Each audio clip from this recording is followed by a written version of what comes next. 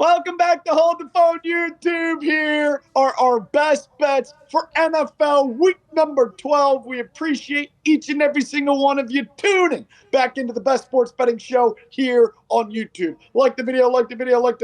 Subscribe to the page. As always, our ass cheeks are here. Our seats are buckled. We are ready to take on a full slate of NFL football. This week is tricky. This week is sleazy. This week is spooky. It's scary. It's frisky. It's everything that we could hope for. Luke, how are we feeling? NFL Week 12, weeks keep flying by. I don't know where you are. They said you're not going to be able to come back to the studio until you start giving winners. We have a crazy slate. Fucking written on the top of his computer for hours. What? Keep going. We got a hell of a slate. It's kept me up all week. It's tricky, but I feel like we found the right answers. We got a six-legger that I feel like we cracked the code of. And before we start, we got to give our top comment to bet of the week, our $500 play, coming right out of our pocket. Drum rolls, please.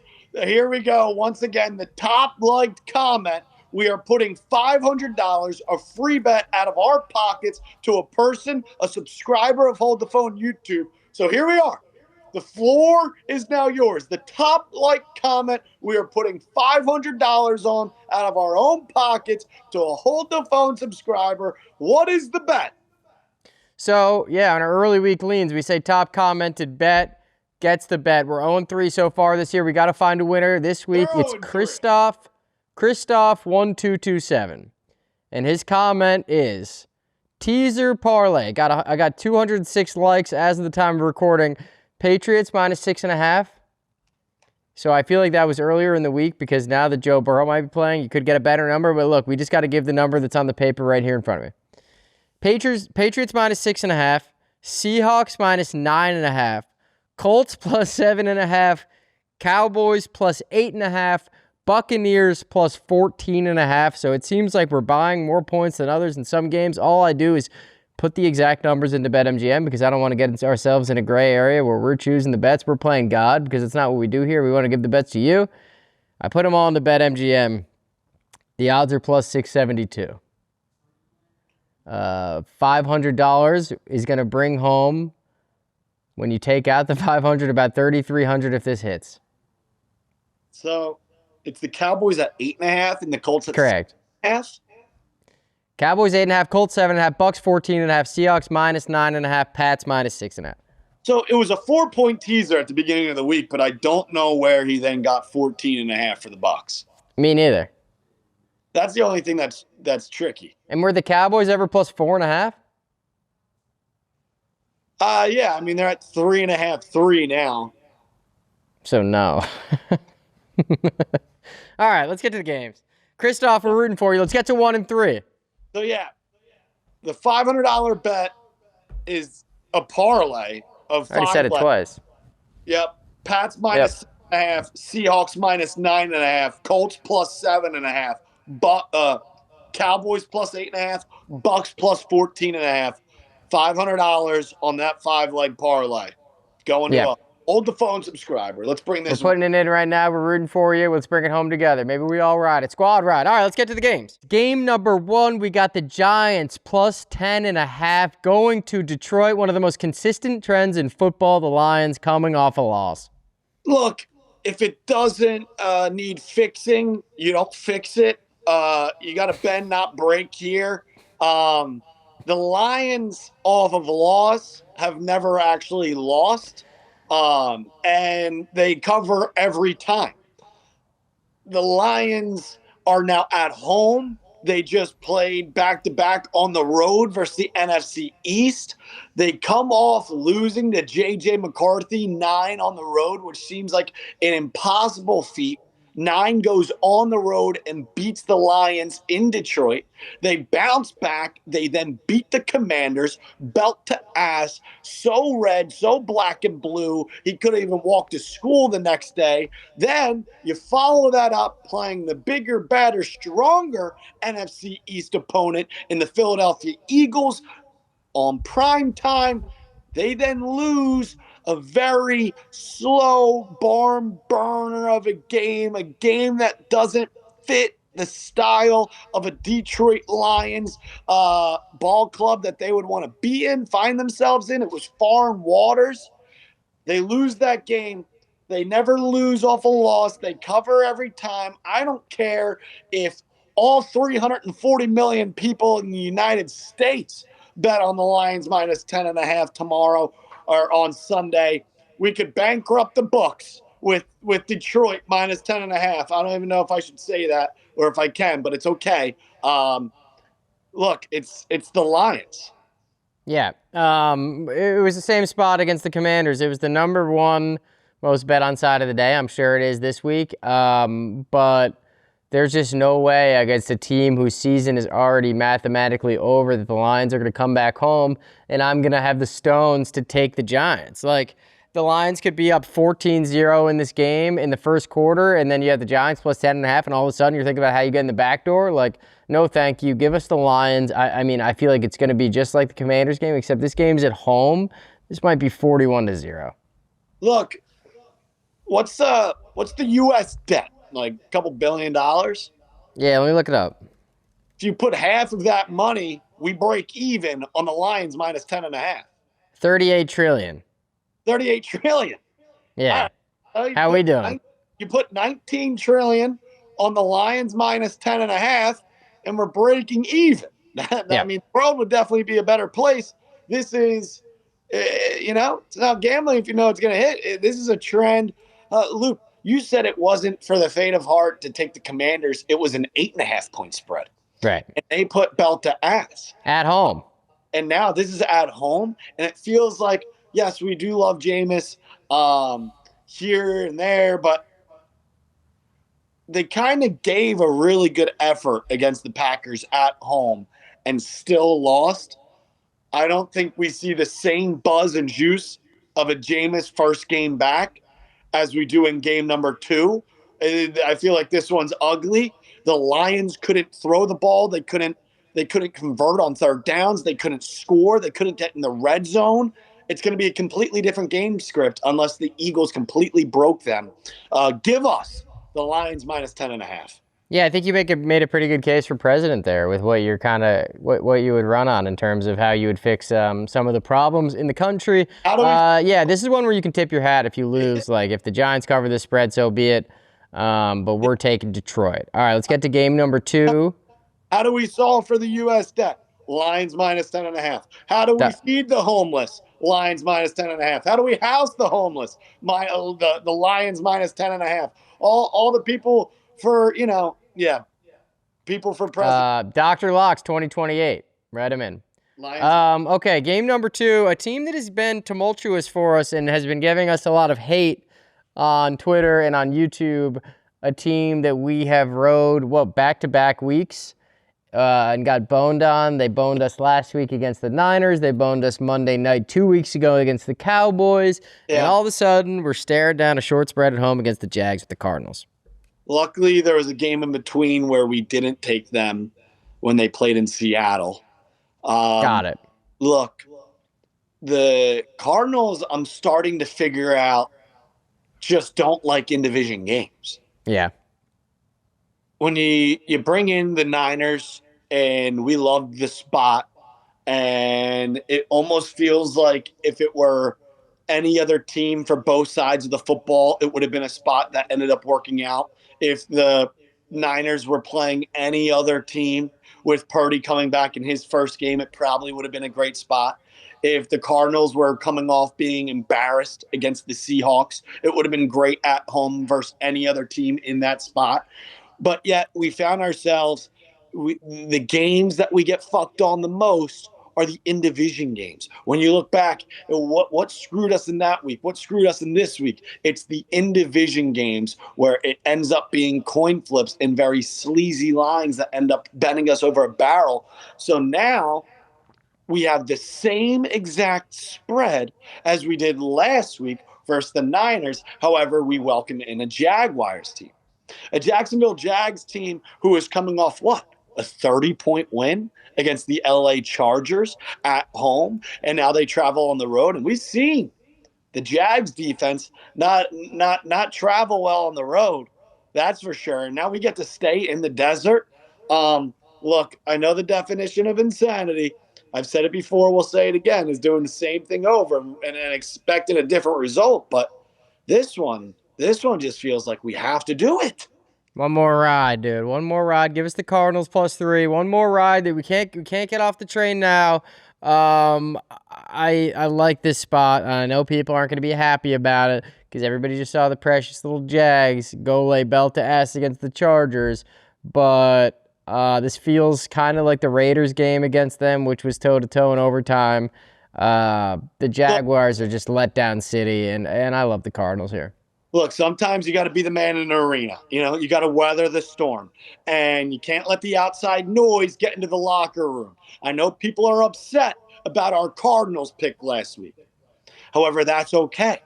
Now, what do? We get back up. It's not about how hard you get hit, but it's about how hard you can get hit and keep moving forward. This is a spot where we want to find ourselves. It's outside of an in-division game. It's at home, a good defense, Jacoby Brissett against a bad defense, and a team coming off a massive win. It's a great spot to take the Cardinals +3.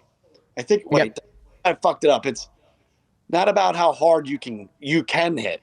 Yeah. It's not about how hard you can hit. It's about how hard you can get hit. Yeah, you also had a good one earlier with like if it isn't broke, then it shouldn't be broke or something like that. Or if it doesn't. Oh no, you said if it doesn't need to be fixed, then you don't need to fix it. Yeah. I think they go for if it's not broke, don't fix it. But I like yours too. Locks 2028. All right, game number 3, Colts Chiefs. Game of the week. Your favorite Chiefs. Eagles fan in a Chiefs body or Chiefs fan in an Eagles body. Gavin, I mean, your favorite thing to do is bet the Chiefs. Now tell me why you're going to do it. Look, if I believe full-heartedly that the Chiefs aren't going to lose this game, and you're now it's a 3.5-point spread, which is above a very key number at a field goal.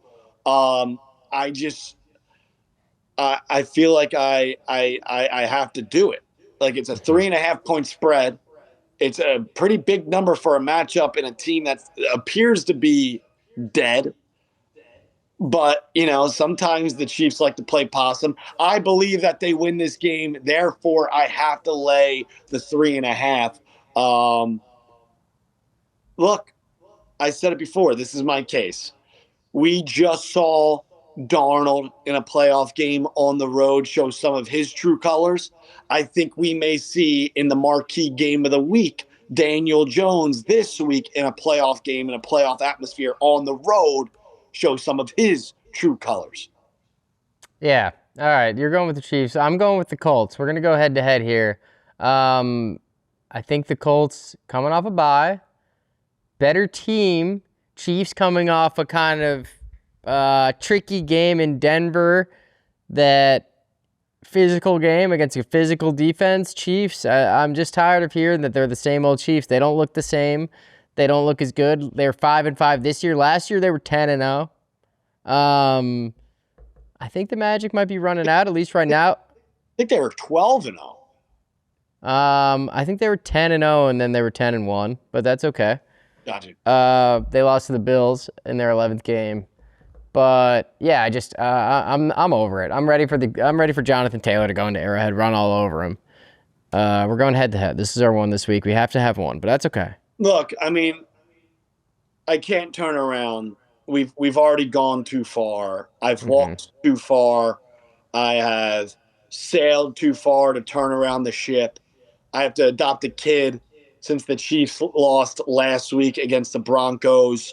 Now they're at home. I can't turn around and tell the kid that I'm adopting that we're now fading the Chiefs. The only reason why I adopted him in the first place was because we lost taking the Chiefs. We can't now go against them.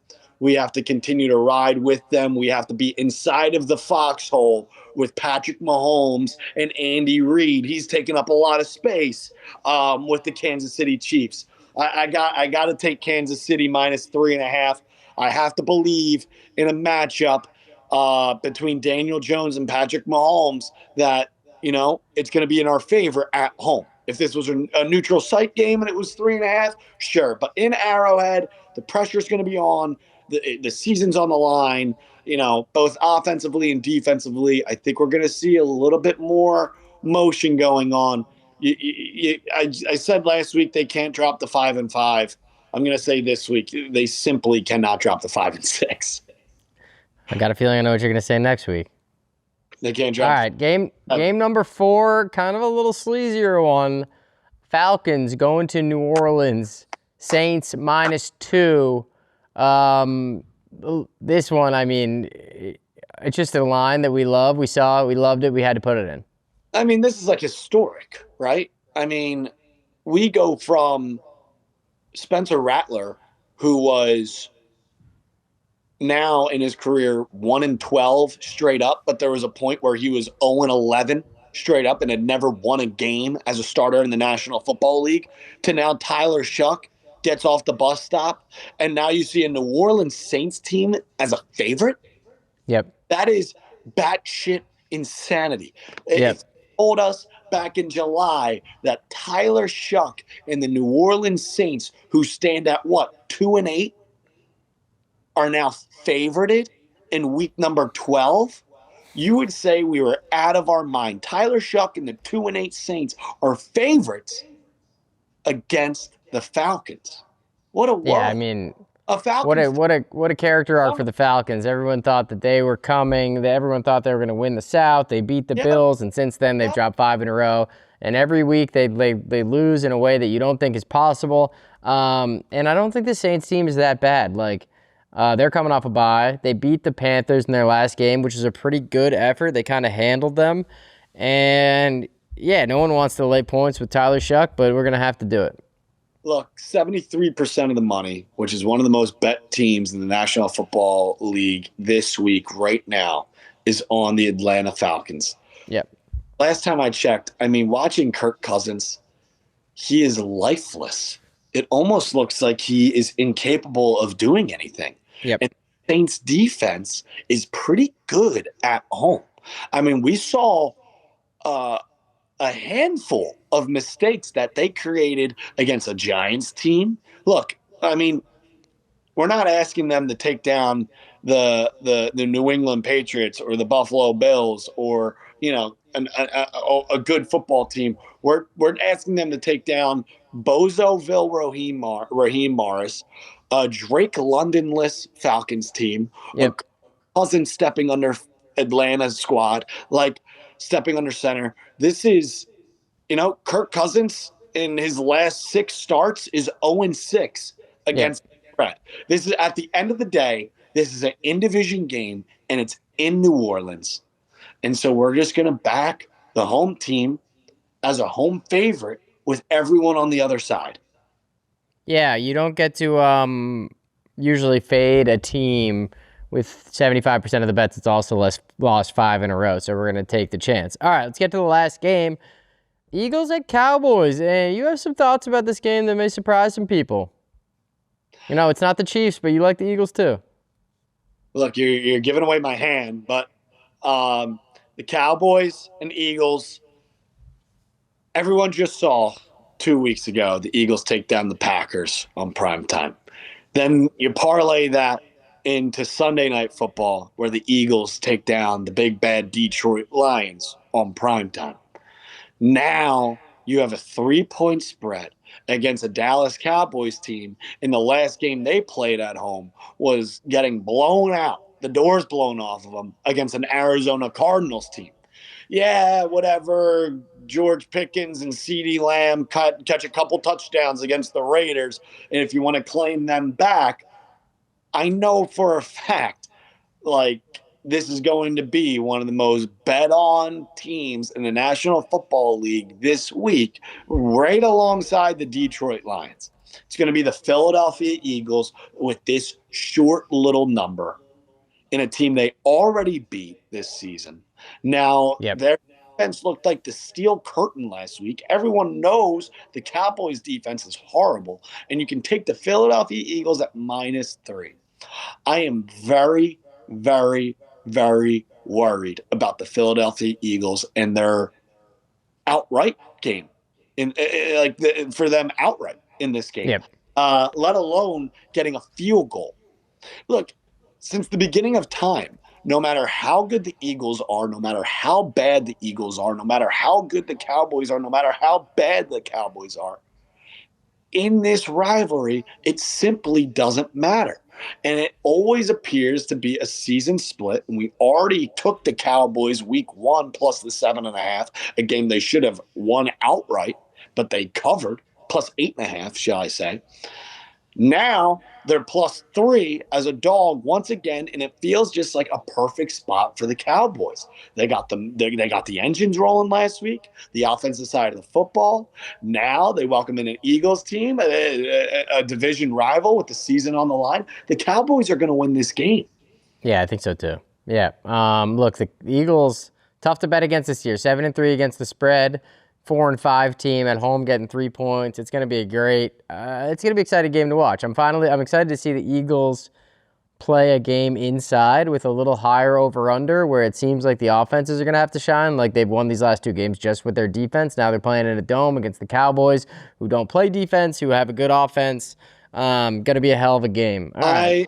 I like this over a lot. A lot of people are going to think Eagles defense and think of the last 2 weeks, them shutting down both Jordan Love and Jared Goff. And let me tell you, this Eagles defense is not going to travel the same down to Jerry's World because it never does. It never does. And on the flip side of things, the Eagles offense has to do something.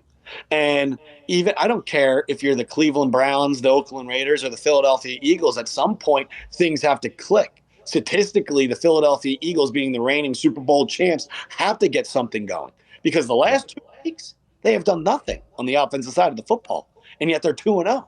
So the offensive side of the football for the Eagles, we should see a little bit of fireworks, a little bit of something. On the Dallas side of the football, we will see points at home in the biggest game of the season. If the Cowboys win this game, they are back in the NFC. If they lose, the season is over.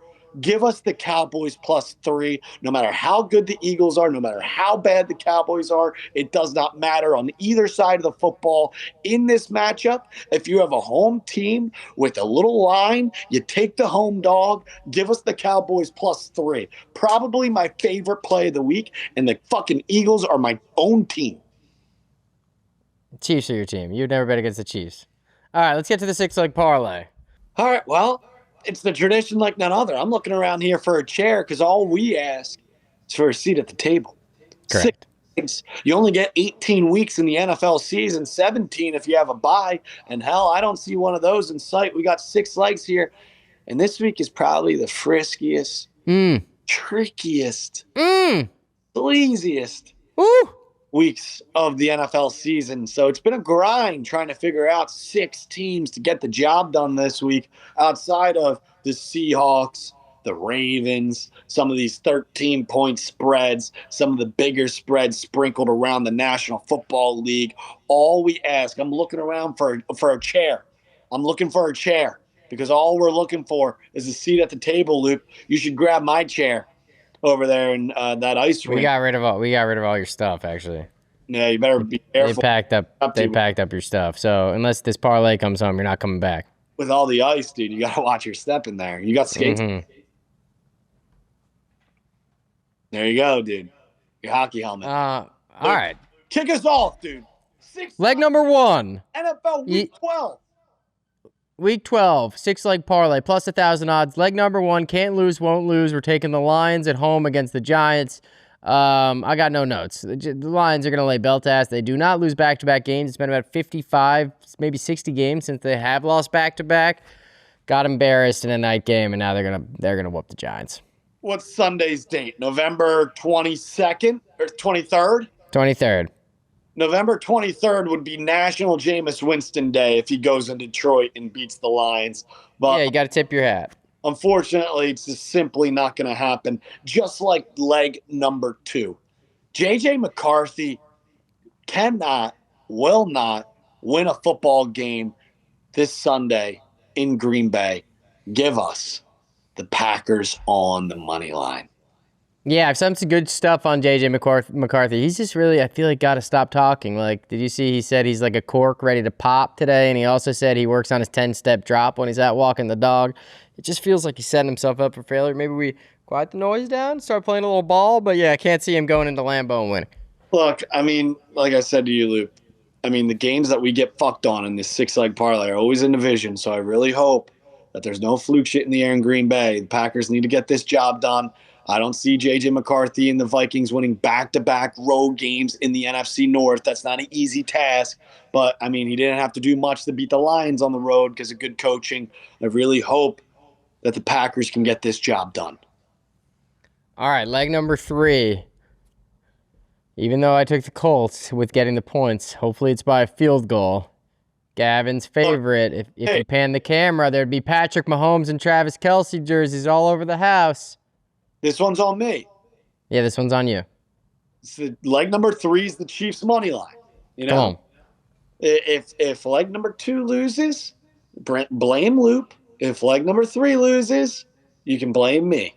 I'm just worried if the Chiefs are 5-6, your precious little heart is going to be broken. It's okay. We'll weather the storm. They're not going to be. I know. Hey, we're rooting for you, pal. All right, leg number 4. Shedeur Sanders on the road. Give us the Oakland Raiders.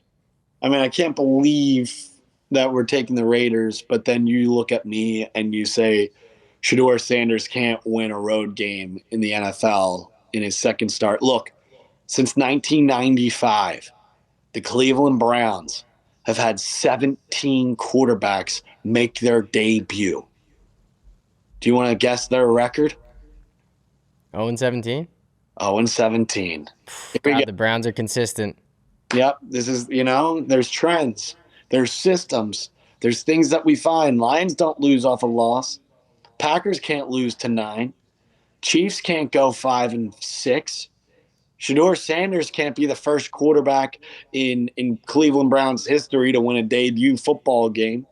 Leg number 5, Luke, give it to him. Leg number 5, you asked for them. You've been complaining about them. They're underdogs, but we're taking them on the money line. Give us the Arizona Cardinals. What the Cardinals did to us last week, they will gift us this week. Come on. Right?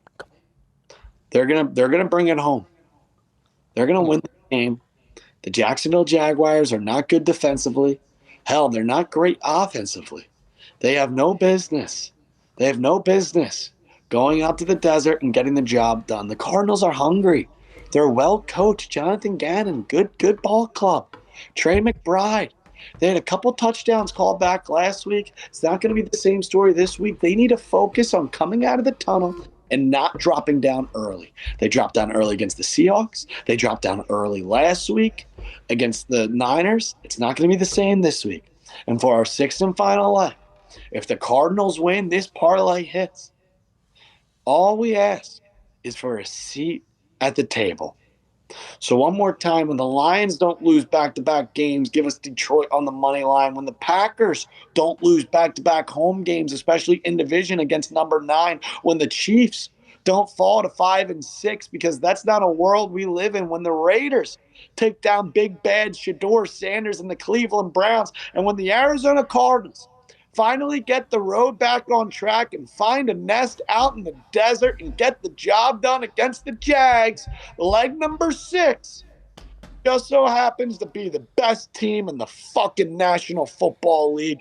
Give us the Rams on the money line. How about that, Lutz?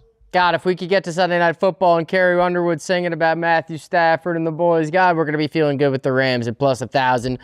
Don't fuck us, Jacoby Brissett. Don't do it to us. Don't do it to us, Shedeur Sanders. I feel like this wins. Me too. This is the first time where we haven't felt the most confident about this 6-legger, but it's sometimes being scared. You're alive. Sometimes. Yeah. When you're scared, that's when things work out. See, with this 6-leg parlay for NFL Week 12, we're stepping outside of our comfort zone. We're getting a little frisky. I'm fucking afraid right now. You should be. Of these 6 teams getting the job done. But it's when you're most afraid when glory comes most. Yep. There's two teams in the middle of that I think everybody's the most scared of, and you should be, but if they bring it home, it's going to be glorious. All right. Lions, Packers, Chiefs, Raiders, Cardinals, Rams all win NFL Week 12. One last thing to do. Gavin gives us his $500 touchdown score, and there's a method to the madness today. Look, this should have hit last week. We lost it by the hairs, by the fingertips of an LA Rams DB and Rashid Shaheed. Walk-in, deep ball, touchdown. The fingertip that, I forget the kid's name, but he's an absolute dog this year. Yeah, he's a dog. For the Rams in the secondary. I forget his name, I'm blanking on his name, but he broke up the pass, and it was wasn't great. However,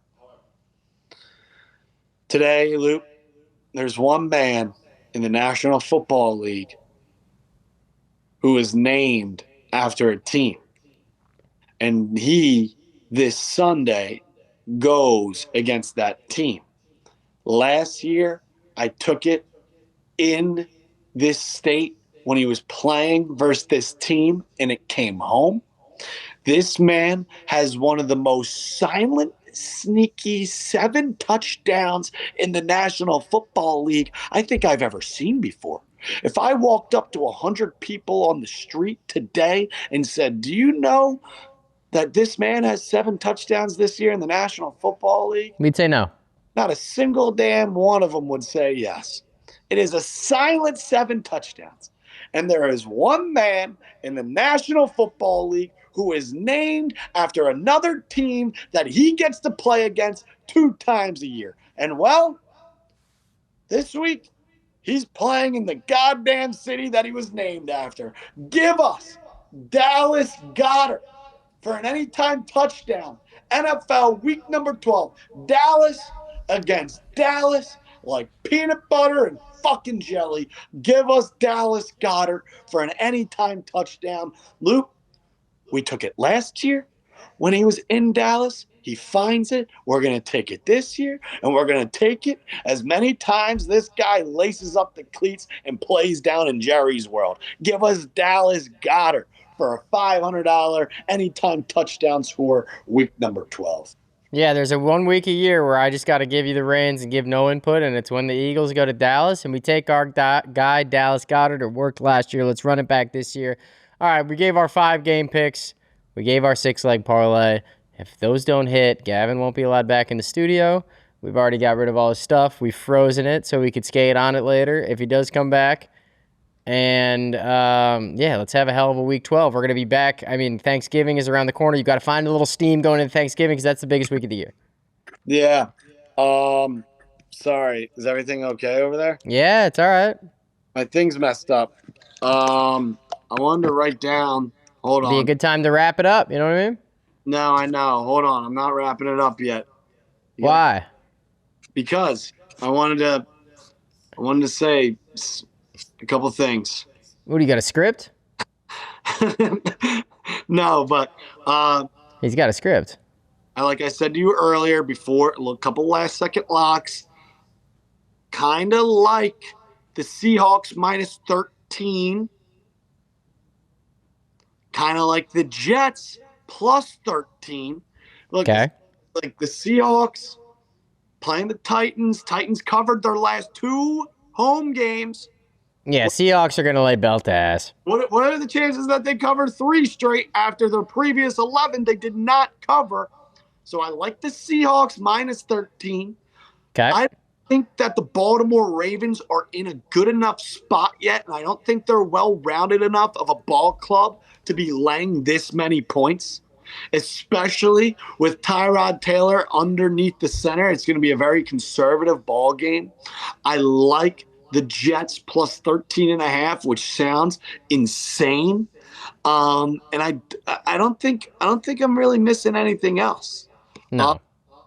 I think I would still lay, whether if it's Burrow or no Burrow. I still like the Patriots minus 6. I know it can't be sunshine and rainbows every week, but I mean, Yeah, it's tough with the Burrow news and the Aaron Rodgers news. You're kind of waiting. I mean, if you can get points and Aaron Rodgers is playing the Bears, I think you got to take it. yeah, I think you wait for the Bengals talk if you like the Patriots, because if all of a sudden by game time this spreads down to 4.5 because Burrow is playing and everyone's jumping in on the Bengals, I will gladly take the Patriots at any spread.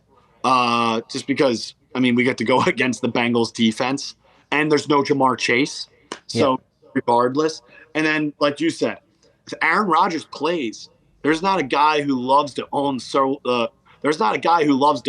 Soldier Field like Aaron Rodgers. So, but if there's no Rodgers, how do you not take the Bears? Yeah, it's not always that easy, but I do find the thinking sound. So, like, right? Like, I don't know. It just feels like the Bears, the pan's hot. But all right, now we got to wrap it up. No more. We appreciate each and every single one of you. And as always, we'll see you on the other side.